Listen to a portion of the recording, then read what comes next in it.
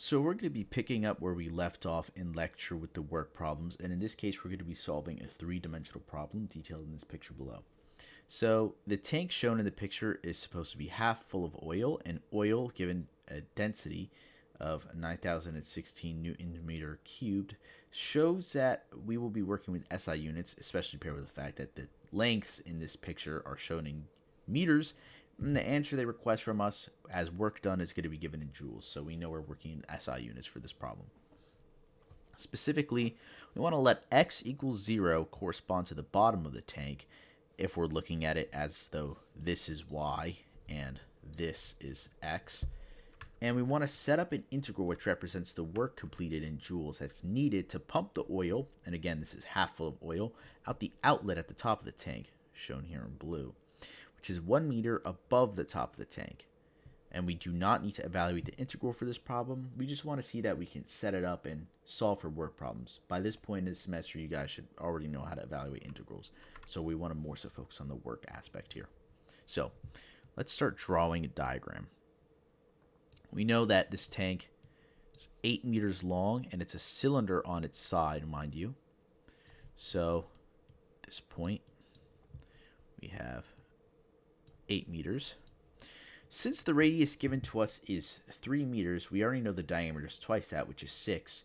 And that means that we'll have to pump the oil out a total of 7 meters. And the reason why we get 7 is because you want to add that 1 extra meter from this outlet at the top. So if we draw the outlet in the picture, just a rough sketch, we know the height of the total system is going to be equal to 7 meters. Or let's draw that here on the side so it fits better in the picture. 7 meters.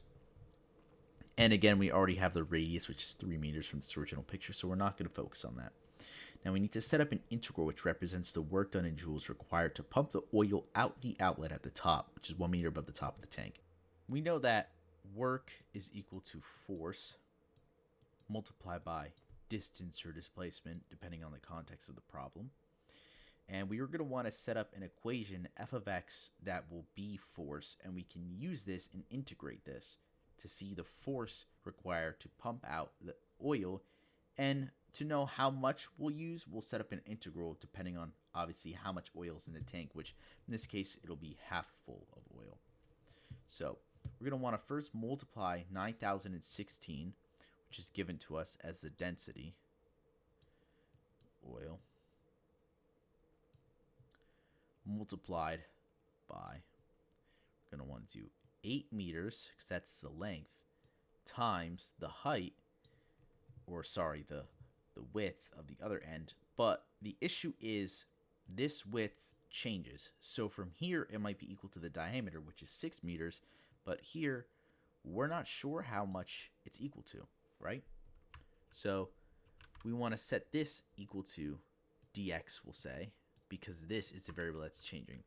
So 8 times dx, and because we're multiplying it by dx and oil's being pumped out, this is not one instantaneous action. This happens over a period of time. So we'll also need to do it with respect to dt, so we could put dt in there. And in this case, it's a circle, so we know we're going to use geometry in this problem. So we can already take the cosine, or multiply it by the cosine of dt. And we have the height of 7 meters, so we'll want to multiply this end as well by 7 meters. And we're going to want to integrate this from, well, we have the information that it's half full of oil, and we know that the total height of the tank is 7 meters.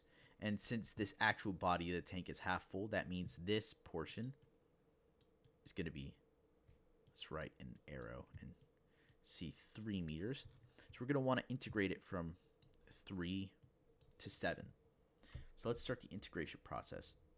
We can bring the constants outside, so the constants will be 9, 1, and 8, since this 0 just adds to nothing. Now we can have the integral symbol back. 3 times 7. We could bring this 8 out as well, so we want to multiply this 918 by 8. And what we're left with is dx dt cosine of dt. So we already know that we can cancel d with this because we have two d's. We can't cancel this third d though because this d is inside of the cosine function. So we're going to have to deal with this another way.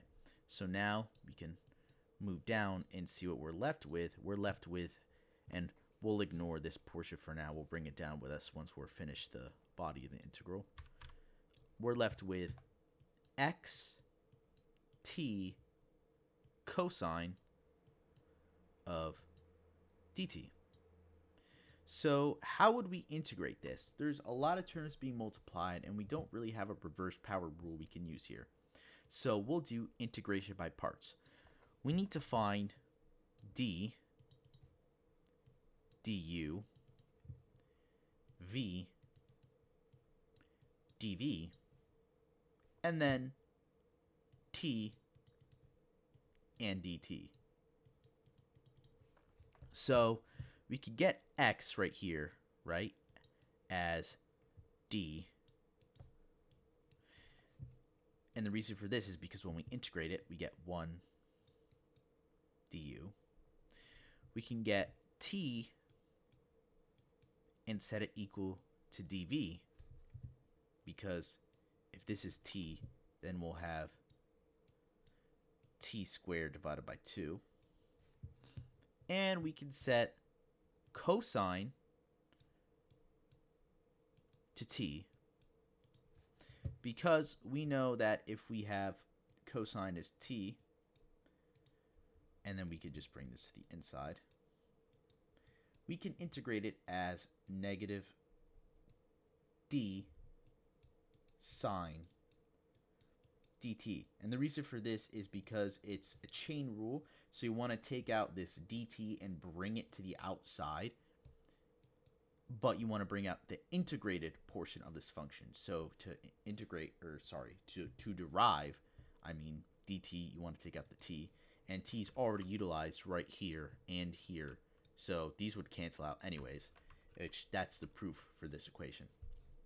So now we want to set up dv, which is going to be x 1/2 t squared minus the integral of v, which is t squared, and we'll bring this 1/2 to the outside, du, which is du, and then also t, which is cosine of dt, and we want it all set it equal to dt, which is negative d sine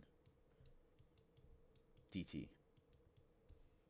So this looks like a lot, but we're going to be able to simplify here. So 1/2 and negative 1/2 cancel. Let's use a different color for this. So we can already bring down x t squared. We have t squared, which we know we can integrate that as t cubed over 3. We have du, which we could just cut out the u because we're taking the integral of it, so it just becomes d. Cosine dt, which we already know became negative sine of d. And now we have that equal to negative d sine dt. So how can we simplify again? We can cancel out the d's because we have a positive d here, a negative d here. That's d minus d, which is 0.